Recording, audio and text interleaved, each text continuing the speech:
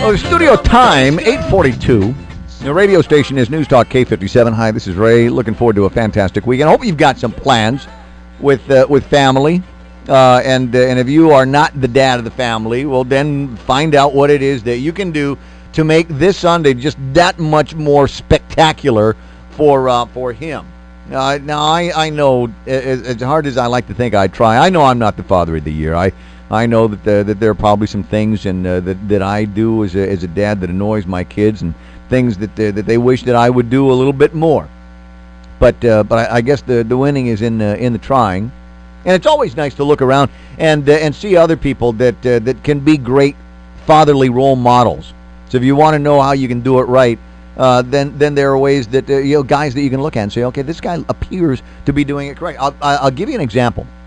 My buddy, Dr. Ron McNinch, spends a lot of time with his daughter, and always has. I mean, generally you see Ron out someplace in the weekend, sometime, not necessarily a social activity, or running events, and just goofing off on the weekends. Not too far away is his little girl, and it's been like that since she was just a little girl.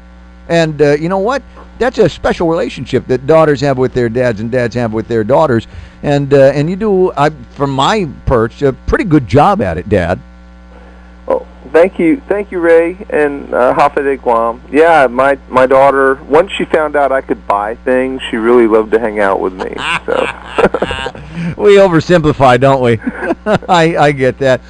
Hey, hope you don't mind, and I don't know what Bob told you when he started calling you and saying what we were going to talk about. There's a couple of issues that are floating around over at the legislature. I had a couple of hearings. One of them on the motorcycle helmet bill, and the other one on the two strikes. And I find that these are a couple of my favorite kind of issues, because they'll almost run right down the middle of this community, don't they? Well, they certainly are divisive somewhat. The two strikes is less divisive, but the helmet bill is always a good idea, but I think the problem is they want to make the helmet bill apply to everybody. And there are some people who ride motorcycles here, real motorcycles, not the little scooters and things, that they have a freedom argument that they like to press, and they're not driving around a little $1,000 scooter. They're driving around these very large, expensive motorcycles, and so that's a different kind of group than the normal rider of a bike. We're not talking about motorcycle gangs here. We're not talking about little kids with their first taste of independence for the most part, are we? Right. We're talking about highly organized vocal groups. And they're able to make a point, and the point is that they feel that it should be their choice, and they're usually able to press that point fairly well. They did it a few years ago, and then you end up seeing a lot of senators, on the spot changing their mind once they saw how organized these groups were. Because if they've got that level of organization to show up at a public hearing, it's possible they might have that level of organization when it comes to becoming politically active. No? That's correct, and it's interesting. I think Guam could have a helmet law, but I think that the helmet law should probably be, 350 cc's and below. If you're riding a smaller motorcycle, one that, it's a very different kind of motorcycle than these larger ones that these highly organized groups tend to use. You can say Harley on the radio if you want to. Yeah. No, even they're not all Harleys. I'm just right. Saying that, but that class of rider, that class of motorcycle, and generally there's a pretty significant investment that has been made into it, and these guys are going to drive more carefully, we assume, because they've made such an incredible investment in their vehicle. And there's other angles, like it's easier to see the large motorcycles than the smaller motorcycles. There's other elements of the equation that actually fall into their favor. For example, they have to have special testing for their licensing and things like that. Where a lot of the other riders, particularly of these little bitty small scooter types of two-wheeled vehicles, it's not even in the same ballpark. And so I think that there's a nice little compromise that could be made that would satisfy these interests, and also it gets the discussion going. But I think in general, this is a good example of not doing research before the bill is proposed. You don't think Tommy and the co-authors did their homework on this? Because I think what they did is they did research based on what other places did, and they didn't do their research based on how Guam works and what our dynamics are here. Mm-hmm. And it's apples and oranges, and quite often in the legislature we see this, where somebody will take something from California that's a great idea for California, but it's not such a great idea for Guam, because we have different things going on here. Is there, and I ask you this because you're one of my research go-to guys, has anybody done any research on what the sentiment of the public is? Could you get something like that before it's time for these guys to go into session with this legislation, where you can say, you know what, we asked people, you know, in a variety of age groups and across a variety of genders, what they thought of this? Right. We've done that kind of research before, and we just haven't done it recently. And in general, for something like a motorcycle helmet, most people just don't care, because it doesn't affect them, because the numbers of actual large motorcycle riders is fairly small. But they are very vocal and very influential in their own way. But I think that the group that I worry about on the motorcycles really are the people right out of high school who use it as a convenient economical method. And those and to side with some who have used that particular population, their numbers are going to be growing. Gasoline is $4.67 a gallon, and insurance costs are going up. And there's all kinds of people that are saying, you know what, if we can drive around in these things in the thousands like they do in Taiwan, then maybe we ought to do the same thing around here. But in Taiwan, it seems to me I saw a lot of people wearing helmets. There might be some language in their laws that provides for that kind of thing. Yeah, I used to ride a pretty big motorcycle. Always had a helmet on. But again, that's, you know. Well, is there something to the freedom of choice argument that is being made, where guys say, look, I'm over 18 years of age. I should be able to make a decision today whether I'm going to be a helmet riding guy today or not a helmet riding guy today, as opposed to having the governor or the legislature via the governor and so-called elected leaders make decisions for me. Ray, I just want to ask you a question. Would you like to go to the current hospital with a brain injury? Oh, absolutely not. I don't want to go to any hospital with a brain injury. I mean, I'm just... So, therefore, if I were to get on a motorcycle, whether I was driving it or whether I was riding in the back with you, the answer would be, where's the helmet? I want to wear a helmet here. Right. But that's just me and my own common sense, my own awareness of my mortality that says, give me a helmet. Right. And I think that, in fact, as time goes on, there's other things that are required in a lot of other jurisdictions for motorcycles, like you have to keep the headlight on all the time, which actually helps a lot, because one of the big problems with motorcycles is you can't see them as readily as you can see cars. You know what? I beg to differ, because there's a couple of motorcycles out there that look just like Harley-Davidson electric glides that MC Cruz used to drive around in the 70s. Right. And I can spot those from 10 miles away. You tell you, it looks just like a police motorcycle. I can see it blocks away.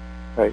So I don't know about the visibility argument. I guess people see what they want to see. I will side with you on the point that there is the possibility that there are people that don't necessarily see motorcycles in their peripheral vision the same way they don't see little kids on the side of the roads. And I think that much more needs to be done about distracted driving, personally.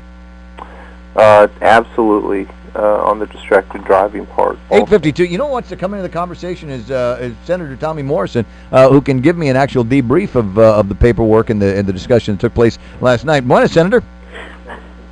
Wait. Hi. Good morning, Ray, and good morning, Doctor. Hey, good morning. Good morning. I appreciate the conversation going, and I just thought I'd chime in, and I appreciate Dr. McNinch's thoughts on this. I have to say, my staff, working with our co-sponsors, we did research this. As you know, for most part, we wouldn't want to just put a bill out there and that impacts our community without doing the research. And I'm not sure if you were listening to the conversation last night in the public hearing, but clearly we were putting a lot of data out there. It's clearly our job to make sure that that's put out there so our community can decide or get their viewpoints on where to go with this. And importantly, we made it clear. And again, the most logical argument that I've heard, again, is the freedom of choice. So before we even went down that road, we wanted to make sure that we weren't infringing on anybody's choice or rights. And I just wanted to get your thoughts on the state of mind of the United States Supreme Court when they affirmed that decisions by the lower courts on 25 other state courts that clearly the government was not impacting in anybody's choice here, basically. Well, remember, we're not talking about a state in the United States. We're talking about Guam, and part of the argument always is, and one of the things we always look at very, very closely is, and by the way, I absolutely think you're doing a wonderful job in a lot of areas in the legislature right now. But I think that when I talk about research, I'm not talking about some guy throwing a lot of numbers together. I'm talking about starting from the very, very ground level, doing physical observation, doing interviews with people who use these kinds of vehicles here, doing research that's directly applied to the community context here, and not just simple statistics and where other places do things and things like that.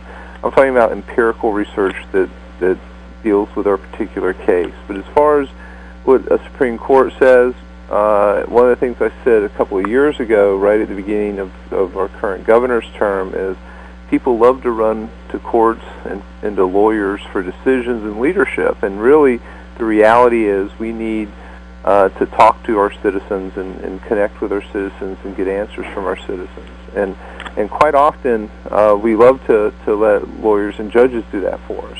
But in general, I think that a person riding a motorcycle, particularly the larger motorcycles, they're just a different sort of resident of our community, and they are highly organized, and they are very vocal, and they're able to make their points. Now, if the other thing that we can always talk about is who gets injured on motorcycles and why and how, and we can talk about those groups versus who gets injured in cars and why and how. And we can make a contrasting set of arguments based on Guam statistics for those.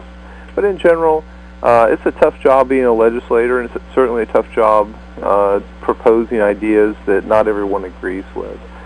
No, I agree, and that's why I agree. We need to balance the data both locally and nationally, and we had a public hearing. We heard the viewpoints from our motorcycle community, and I made it clear last night. This Bill 87 is not an attack on our motorcycle community. They have given back to our community in many ways. We all know that, but again, I did present the numbers to also show that they were alarming. I mean, you know, from 2008 to 2012, I shared those numbers, and they were very alarming. Oh, well, one death is an alarming occurrence for sure, yes. But we cannot prevent all of those kinds of things. And if Exactly. you've got a group of people that feel like, wait a second, that happened to that guy because he made these poor decisions, or this happened to that guy because he was reckless, or this happened to that guy because a car hit him from the outside, that has nothing to do with their decision whether or not they're going to wear a helmet today. If they've got any of the sense that God gave horses, they put a helmet on their head. They just don't want to be forced into it.